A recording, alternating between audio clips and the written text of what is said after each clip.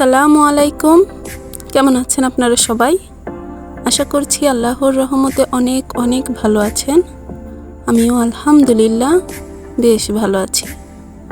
কাছে এবং দূরে, দেশ এবং দেশের বাহিরে যে যেখান থেকে আজকের এই ব্লগ ভিডিওটি দেখছেন তাদের সবাইকে স্বাগতম।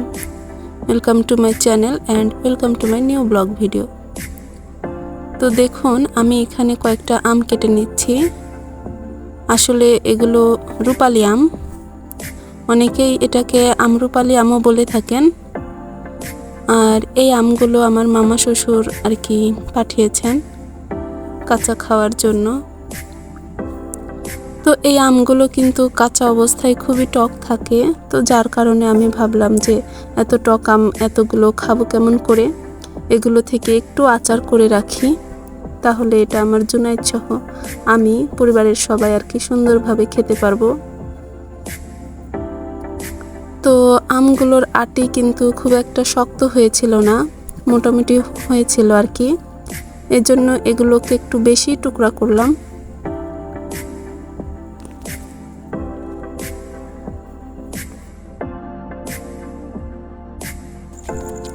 তো ভিডিওটির এই শুরুতেই আমি একটা অনেক পুরনো কথা বলে রেখে যাচ্ছি।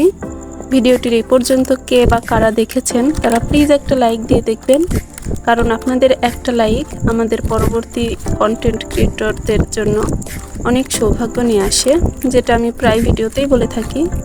আপনাদের একটা লাইকে আমাদের অনেক উৎসাহ দেয় পরবর্তী ভিডিও আপলোড করার জন্য। তো আশা করছি আপনারা আমার ভিডিওটি একটা লাইক দিয়েই দেখা শুরু করবেন, আর যারা করেন নাই তারা এখনও দিয়ে দিতে পারেন।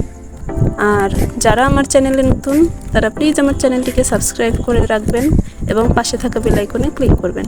যারা অলরেডি কাজটি করে রেখেছেন তাদেরকে অসংখ্য ধন্যবাদ। তো দেখুন, আমগুলো যখন আমি কাটছিলাম তখন জুনায়েদের আব্বু ওর দাদু বাড়ি থেকে সজনের ডাঁটা আর এই ফজলে আম দুটো নিয়ে আসলো। তো এই ফজলে আমটা কিন্তু আমি দেখে আর লোভ সামলাতে পারলাম না, এটা কিন্তু কাঁচাই খুব মিষ্টি। তো যার কারণে আমি বললাম এই আমটা তো আমি এখনই খাবো, মেখে খাবো। তো যেই বলা সেই কাজ, জুনায়েদ যেহেতু টক আমগুলো খাচ্ছিল তো ওর জন্যই আর কি বিশেষ করে এই মিষ্টি আমটা কাটা।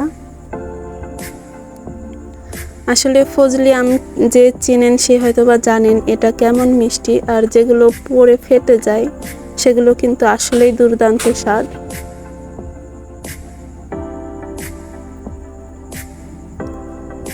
তো আমি এখানে আম একটা কেটে রেখেছি, আর এটাকে শুধু লবণ দিয়ে মেখে দেব, কারণ জুনায়েদ যেহেতু ঝাল খেতে পারে না, তো ওর জন্যই আর কি শুধুমাত্র লবণ দিয়ে মেখে দিচ্ছি।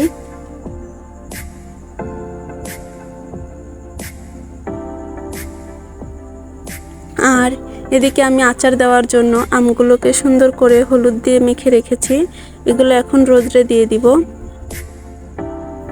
তো দেখুন, এরপর কিন্তু একটা পরিষ্কার পেপারের ওপর এগুলো সুন্দর করে রোদে দিয়েছি। আর এগুলো কিন্তু আজকে আচার দেব না, পরের দিন দেব। আর এইখানে আমি আজকে ছোট ছোট যে আমগুলো ছিল সেগুলো দিয়ে রাতে আর কি একটুখানি আমের টক বা খাটা, যে যেটাই বলেন না কেন, সেটাই রান্না করব।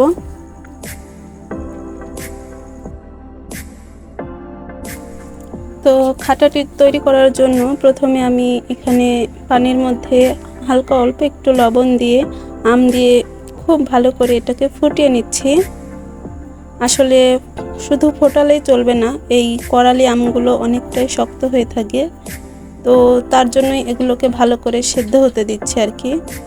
আর এর আগেও কিন্তু আমি একদিন এই আমের টক রান্না করেছিলাম, সেদিন এটা অনেকটাই গাঢ় হয়েছিল, আসলে আমের ঘনত্বটা অনেক বেশি হয়ে গিয়েছিল আর আমটা পালিশ হয়ে গিয়েছিল অনেক বেশি। তো তার জন্য আমার হাজবেন্ড বলেছিল আমটাকে একটুখানি পাতলা করবে, যেন একটা ঝোল ঝোল ভাব আসে, তাহলে সেটা আর কি রুটি দিয়ে মেখে খেতে অনেক মজা হবে। তো তার কথা মতো এখানে আমি আর কি এবারের আমটাকে একটু পাতলা করব।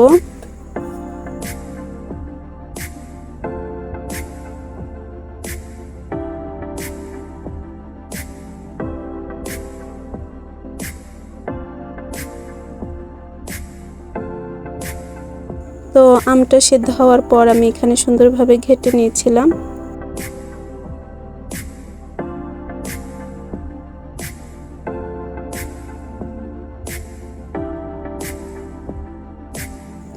আর এরপর এখানে গুড় দিয়ে দিচ্ছি।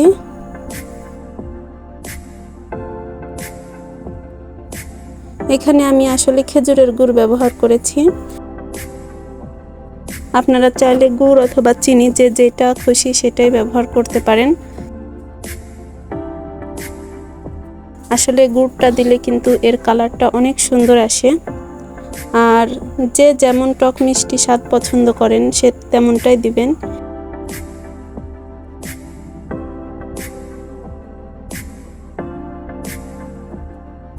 এই ছোট আমগুলো একটু বেশি টক হওয়ার কারণে এখানে আমি আবার একটু গুড় দিলাম, চেখে দেখলাম অনেকটাই টক রয়েছে। তো তার জন্য আর কি টক ভাব যেন একটু কমে, তো তার জন্যই আরও একটু গুড় দিয়ে দিলাম। আর এবার এটাকে ভালোভাবে কয়েকবার বলক দিয়ে নেব।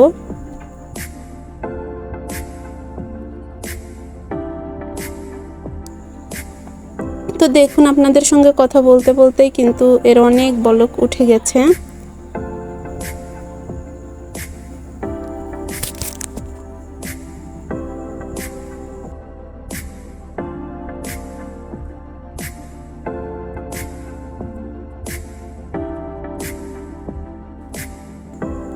আর এবার আমি এটা যখন টেস্ট করে দেখলাম এর স্বাদটা খুবই ভালো ছিল, একটু একটু টক টক মিষ্টি মিষ্টি।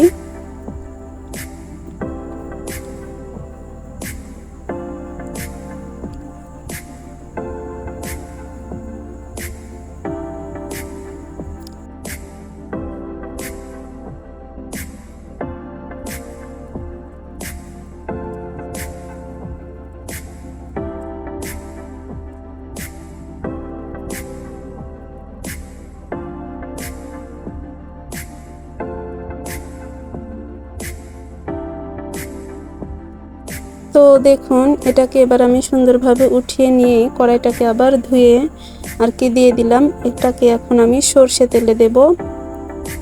আসলে সরষে তেলে দিলে এটা অনেক সুন্দর লাগে।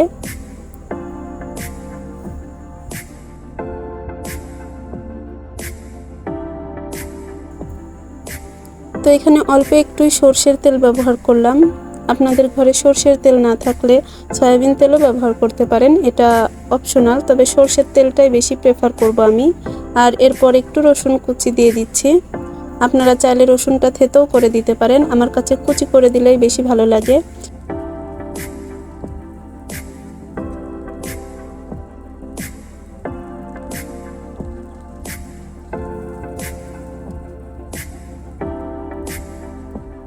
আর একটু ঝাল ফ্লেভার আনার জন্য আমি এখানে একটা শুকনো লঙ্কা কুচি করে দিয়েছি।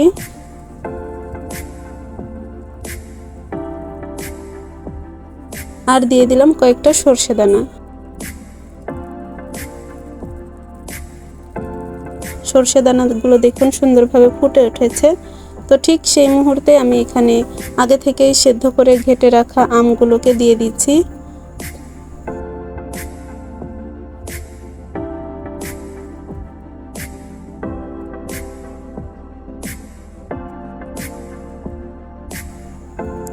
আর এখন এটাকে হালকা নেড়ে চেড়ে দিলেই ব্যাস আমার তৈরি হয়ে গেল আমের টক রান্না। তো দেখুন, খুব সহজেই কিন্তু আপনারা বাসায় এভাবে আমের খাটা রান্না করতে পারেন। আমি তো খুবই পছন্দ করি এটা আর কি রুটির সঙ্গে খাওয়ার জন্য। তো গরম ভাত কিংবা রুটি যে যেটা পারেন সেটাতেই এটা পরিবেশন করতে পারেন। আমরা বেশিরভাগ সময় রুটি দিয়ে এটা খেয়ে থাকি। আর দেখুন, এটাও কিন্তু অনেক সুন্দর হয়েছে।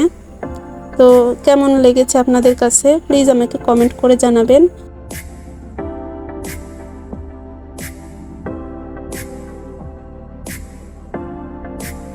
আর সেই পর্যন্ত আপনারা সবাই ভালো থাকবেন। দেখা হবে আমার পরবর্তী ভিডিওতে। আশা করছি ভিডিওটি আপনাদের ভালো লেগেছে।